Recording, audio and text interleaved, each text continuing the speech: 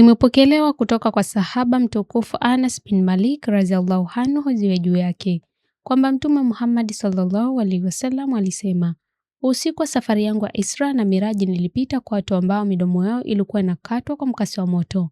Nikasema, ni akina nani hawa ewe Jibril?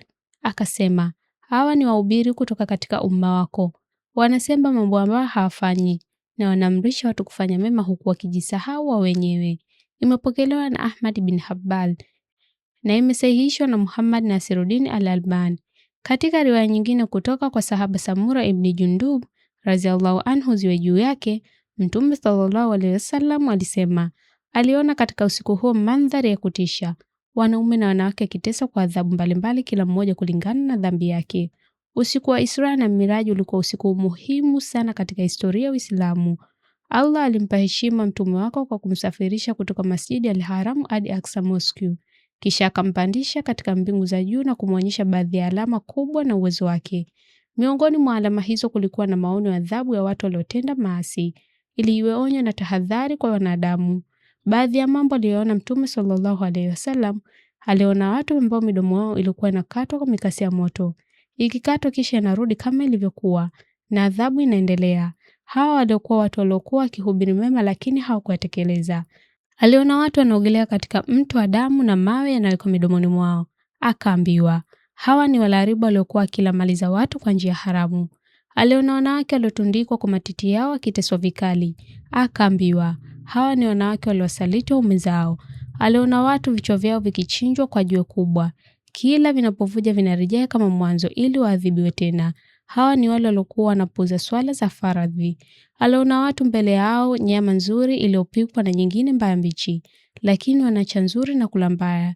Hawa ni watu waliokuwa wanacha halali na kuchagua haramu. Aliona mtu akivuta tumbo lake motoni kama adhabu udanganyifu na uovu wake. Aliona watu wenye kucha za shaba wakijikuna nyuso na vifua vyao kwa sababu walikuwa wanasingizia na kuwazungumzia vibaya watu.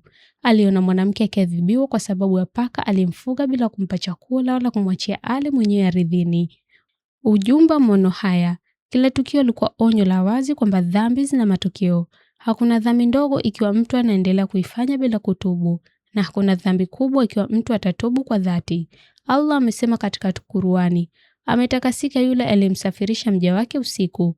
Qur'an al-Nasr. Aya hii inahusu tukio la Isra na miongoni mwa alama alizoonyesha Mtume sallallahu alaihi wasallam ni hatima za watu kulingana na matendo yao. Lengo la kisa hiki, hadithi hizi si kwa kuogopesha tu, bali kuamsha moyo mtu ajiulize, je, nasema mambo ambayo siyatekelezi? Je, ninachelewesha swala zangu? Je, nimemdhulumu mtu katika mali au heshima? Je, ninadharau dhambi ndogo? Mlango wa toba bado uko wazi, maadamu roho haijatoka mwilini. Kurudi kwa Allah ni heshima na wokovu. Tunaomba Allah tulinde na adhabu ya moto, atujalie ukweli katika maneno na matendo, na afanye yaliyofichika kwetu yawe bora kuliko yanayoonekana.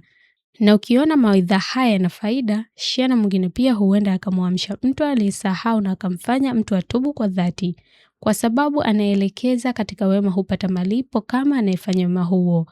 Kama umesikiliza kisa hiki mpaka mwisho, basi usiondoke bure. Acha athari njema kwa kuandika moja miongoni mwa majina matukufu ya Allah Subhanahu wa Ta'ala.